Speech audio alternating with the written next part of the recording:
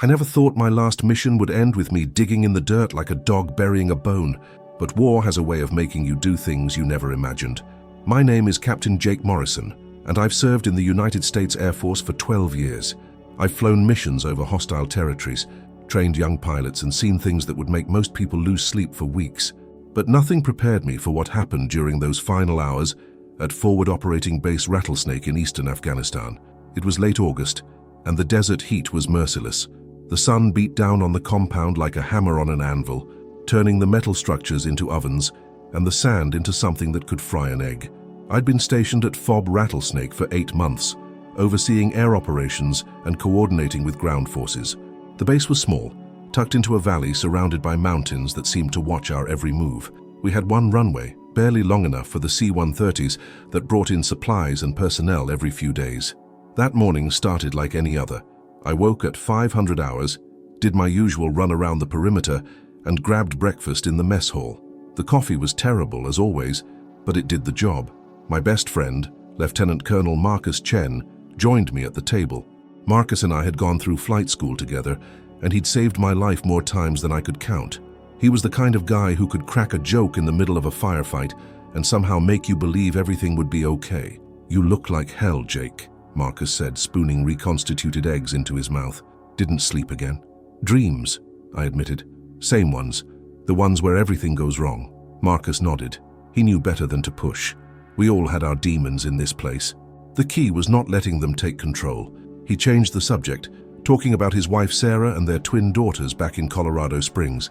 He showed me photos on his phone, their smiling faces a stark contrast to the gray walls around us. The girls had just started 3rd grade, and Sarah had sent pictures of their first day of school. They wore matching backpacks and had identical smiles that reminded me so much of Marcus. 2 more months, Marcus said. "Then I'm home for good. Already put in my retirement papers. Sarah wants to move closer to her parents in Denver. The girls are excited about the mountains, about learning to ski." I was happy for him, truly. Marcus deserved to go home, to be with his family, to live a normal life. But I couldn't shake the feeling that something was off. Call it instinct, call it paranoia, but after 12 years in the military, you learn to trust your gut. There had been subtle changes in Marcus over the past few weeks. He seemed distracted, constantly checking over his shoulder, spending long hours alone in the communications center. Around 1100 hours, everything changed. I was in the operations center reviewing flight schedules when Sergeant Emily Rodriguez burst through the door. Emily was our intelligence specialist, a sharp woman from Houston who could read satellite imagery like most people read newspapers. Her face was pale, her eyes wide. "Sir, we have a situation," she said, her voice tight. "Intelligence just intercepted communications. There's a coordinated attack planned on this base, multiple insurgent groups. They're moving into position now." My blood ran cold. "When?" "Tonight. Maybe sooner. They have inside information, sir. They know our patrol schedules, our defenses, everything. Someone leaked our security protocols." I immediately called for an emergency meeting with the base commander, Colonel Richard Vance. Vance was a career officer, 53 years old, with a face like weathered leather and eyes that had seen too much. He listened to Emily's briefing with growing concern, his jaw tightening with each detail. "How reliable is this intelligence?" Vance asked. "Extremely reliable, sir," Emily responded. "Multiple sources all saying the same thing. This isn't just chatter. This is real." Vance made the decision quickly. We would evacuate all non-essential personnel immediately. The C-130 was already scheduled to arrive at 1800 hours for a routine supply drop. We'd load everyone on and get them out.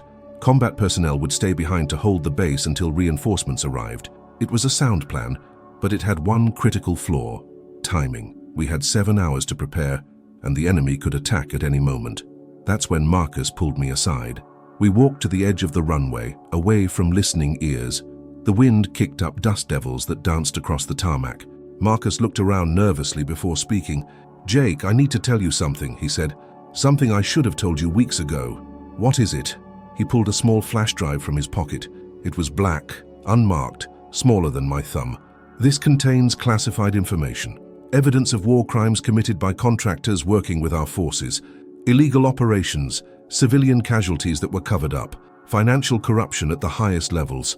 I've been gathering this information for 6 months. I felt my stomach drop. "Marcus, what have you done?" "What I had to do." he said firmly. These people are using this war to get rich while good soldiers die, while innocent civilians die. Someone needs to hold them accountable. But if this falls into the wrong hands, if the people involved know I have this, they'll kill me.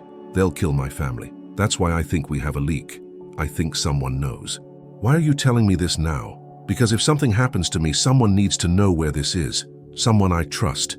He pressed the flash drive into my hand. Jake, I need you to hide this. Somewhere they'll never find it. Somewhere only you and I know about. If I make it out, I'll retrieve it. If I don't, you have to promise me you'll get it to the right people. To the Inspector General, to Congress, to someone who can do something with it. I wanted to refuse.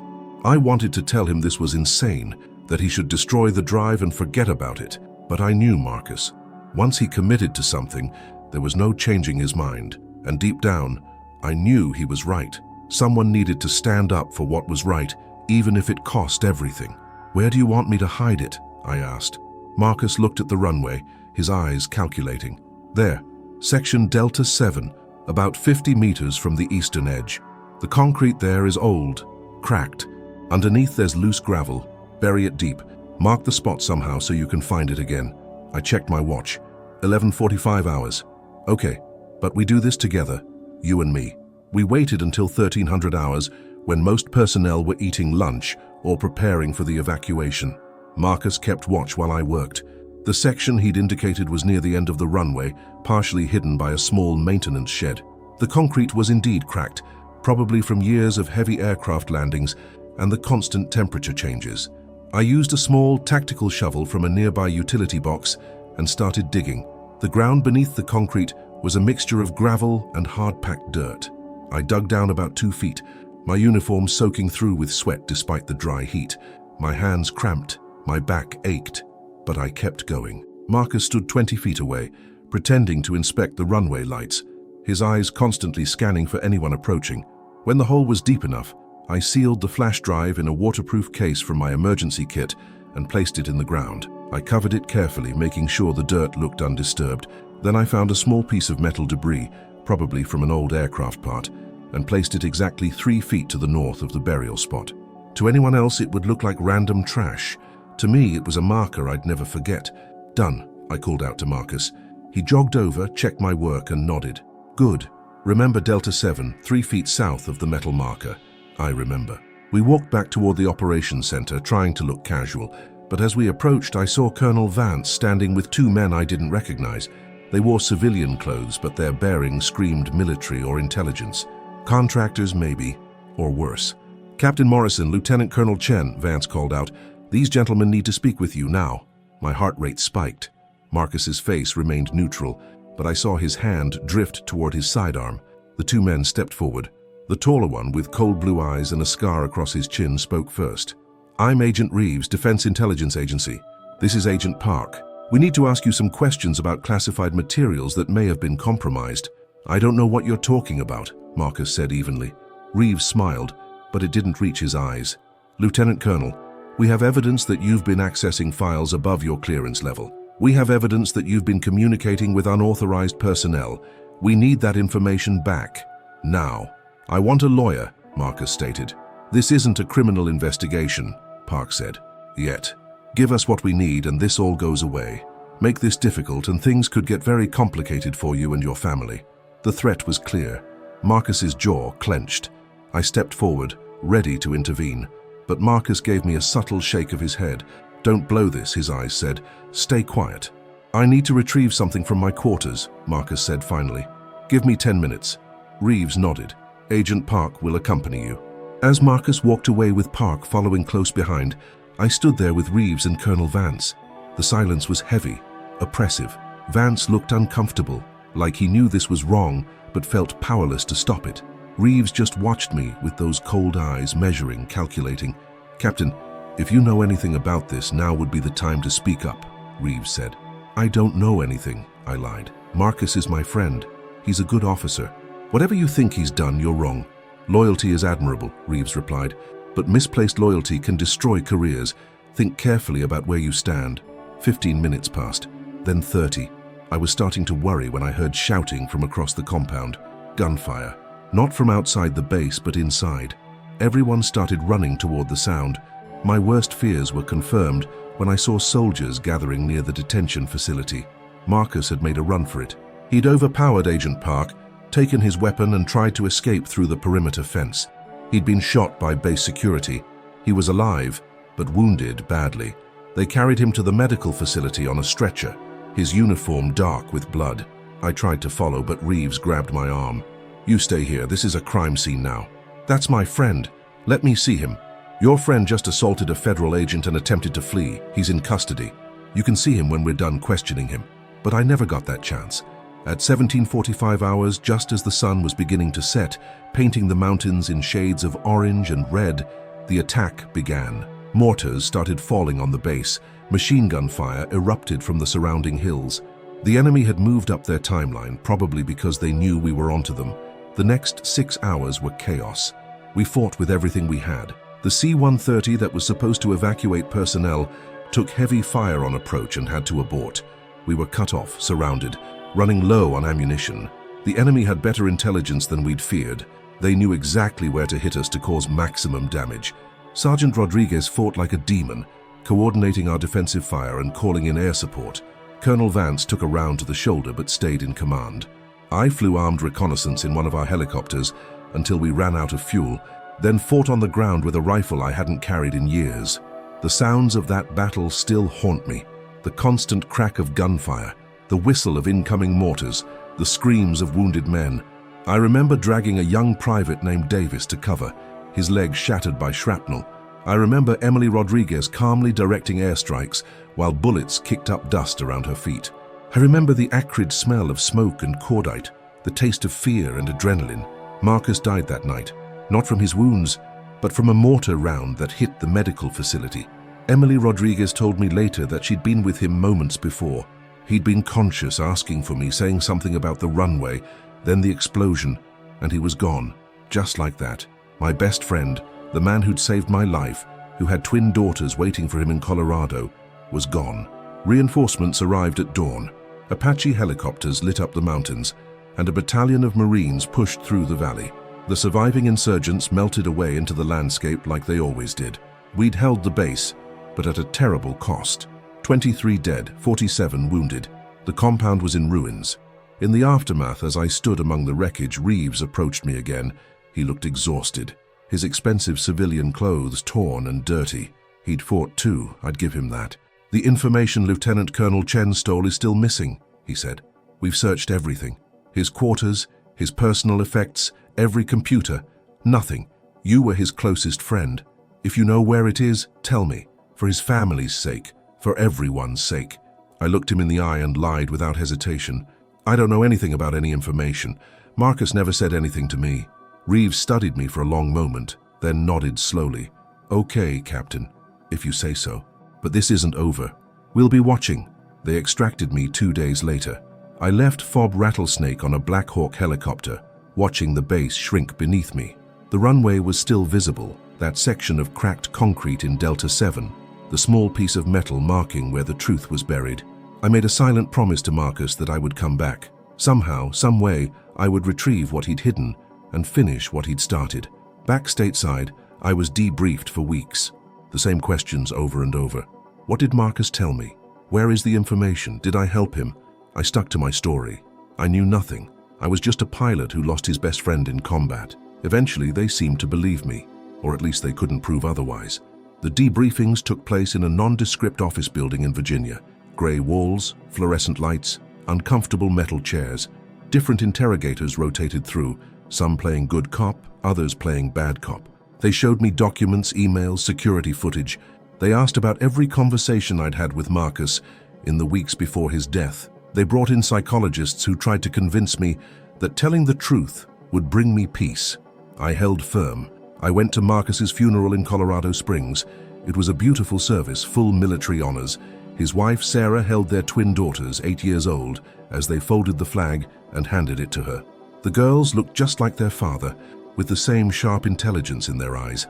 When Sarah saw me, she pulled me aside. "Marcus sent me an email," she said quietly. "The night before he died. It was encrypted. Took me days to figure out how to open it. He said if anything happened to him, I should find you. He said you would know what to do. He said you would make things right. I took her hands in mine. I will.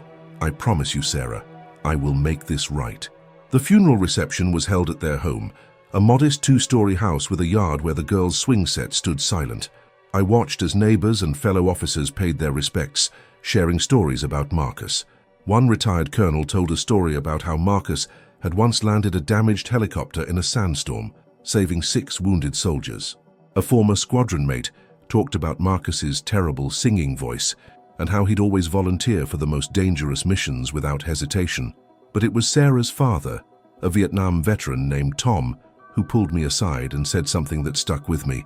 My son-in-law was investigating something big, wasn't he? Something that got him killed. I can see it in your eyes, son. You know what it was. Don't let his death be for nothing. Whatever he was working on, you finish it. You hear me? I nodded, unable to speak past the lump in my throat. Tom gripped my shoulder, his old eyes fierce. Good men died in my war for nothing because people were too afraid to tell the truth. Don't let that happen again. 3 months later, I found myself on a C-130 heading back to Afghanistan. I'd volunteered for another deployment, much to the surprise of my commanding officers. Most people couldn't wait to leave the sandbox, but I had unfinished business. I needed to get back to Forward Rattlesnake. The base had been rebuilt somewhat. New structures, new personnel, a different atmosphere, but the runway was the same. That section of cracked concrete in Delta 7 was still there, and so was my metal marker. I waited for my moment, planning carefully. It took 2 weeks to find the right opportunity. During those 2 weeks, I reacquainted myself with the base layout, noting which areas had the least surveillance, which guards were most attentive, which times of day offered the best cover. I volunteered for extra duties that gave me legitimate reasons to be near the runway. I studied weather patterns, moonrise and moonset times, patrol schedules. I left nothing to chance. On a moonless night, with clouds covering the stars, I made my move. I told the guard I was doing a routine inspection of the runway lights. I had my tools, my tactical shovel, my waterproof bag. My hands shook as I dug, terrified someone would discover me, terrified the drive wouldn't be there. But after 20 minutes of digging, my shovel hit something solid, the waterproof case, still sealed, still intact. I opened it with trembling fingers. The flash drive was there, exactly as I'd left it. I sealed it in a new case, buried the old one and covered the hole. Within an hour, I was back in my quarters with the drive hidden in my personal gear. Mission accomplished. Getting the information to the right people was harder than I'd imagined. I couldn't just mail it or upload it.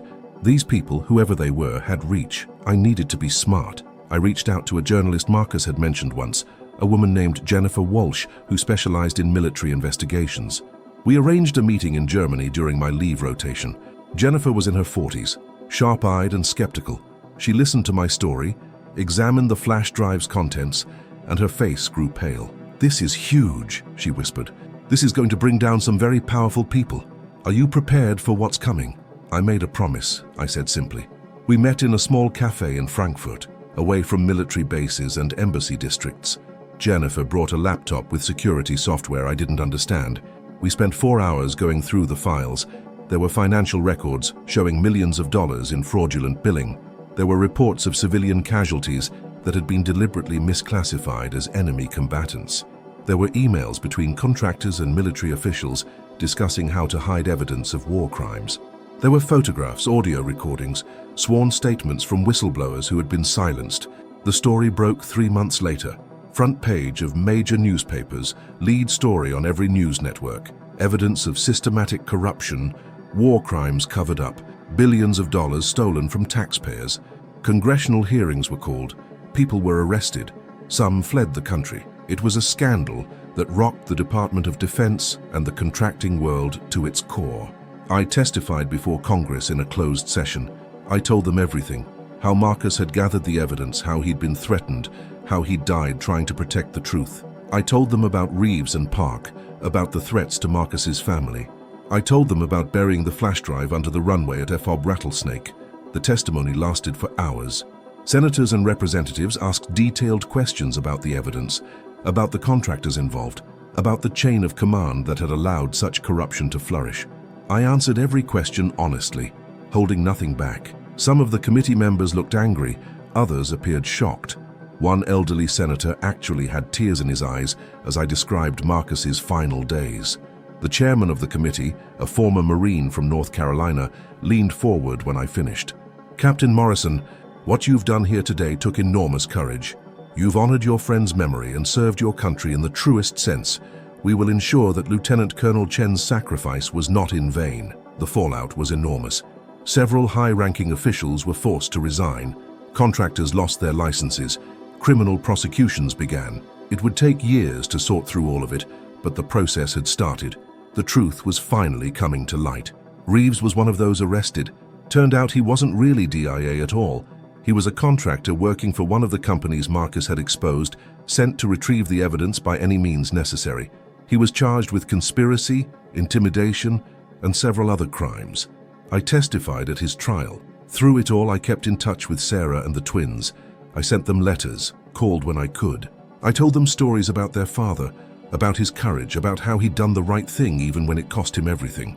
The girls were growing up now, and they deserved to know who their father really was. A hero. Sarah started a foundation in Marcus's name, dedicated to supporting military whistleblowers and their families. She became an advocate for transparency and accountability in defense contracting. The twins, now teenagers, volunteer at the foundation, carrying on their father's legacy. They're strong young women, just like their mother, with their father's sense of justice. Today, I'm back at an airbase in Nevada, training the next generation of pilots. Marcus would have liked that. Every morning I wake up and think about that night at Forward Rattlesnake. I think about digging in the dirt, burying that flash drive, making that promise. I think about all the soldiers who never got to tell their stories, who died in a war that made some people rich, while others paid the ultimate price. Sometimes people ask me if it was worth it, worth risking my career, my freedom, my life. I tell them about a man named Marcus Chen, a father, a friend, a patriot. I tell them about twin girls who now know their father died for something that mattered. I tell them about a system that's a little bit cleaner because one man had the courage to stand up. Was it worth it? Every single day. The flash drive is gone now, its contents released to the world, but I still have that piece of metal from the runway, the one that marked the spot. I keep it on my desk as a reminder that sometimes the most important things are buried in the most unlikely places, a reminder that truth, no matter how deeply hidden, has a way of coming to light. A reminder that some promises are worth keeping, no matter the cost. Marcus used to say that the military taught us a lot of things, but the most important lesson was this: you stand by your brothers and sisters, you do what's right, even when it's hard, and you never ever leave someone behind. Before he was captured, before he died, Marcus made sure that truth would survive. He buried it under a runway in the middle of nowhere, and he trusted me to dig it up. I did. And in doing so, I kept my promise to my best friend. That's something they can never take away from me. That's something worth more than all the medals and commendations in the world. I helped bring the truth to light, and I'd do it again in a heartbeat. The war continues in distant places. Young men and women still deploy, still fight, still sacrifice. But maybe, just maybe, because of what Marcus did, because of what we all did, things are a little bit better, a little bit more honest, a little bit more just. That has to count for something, that has to mean something. As I watch my students practice their takeoffs and landings, I sometimes imagine Marcus is up there with me, riding along, cracking jokes, making everything seem less scary. I imagine him proud of what we accomplished, proud that his daughters will grow up in a world that's slightly better because he had the courage to do what was right. Last week, one of my students asked me what it means to be a good officer. I thought about Marcus, about that flash drive buried under a runway, about the choice between staying silent and speaking truth. I told him that being a good officer means more than following orders. It means having the courage to stand up when you see something wrong. It means protecting those who can't protect themselves. It means being willing to sacrifice everything for what's right. The student nodded, but I could see he didn't fully understand. Not yet. Maybe he never will. Maybe he'll go through his whole career without ever facing the kind of choice Marcus faced. I hope so. But if he does face that choice, I hope he remembers what I told him. I hope he has the courage to do what Marcus did. Before he was captured, he buried something under the runway. But what he really buried was the truth. And truth, as they say, always finds a way to rise to the surface. It just needed someone willing to dig deep enough to find it. I was that someone. and I'd do it all over again.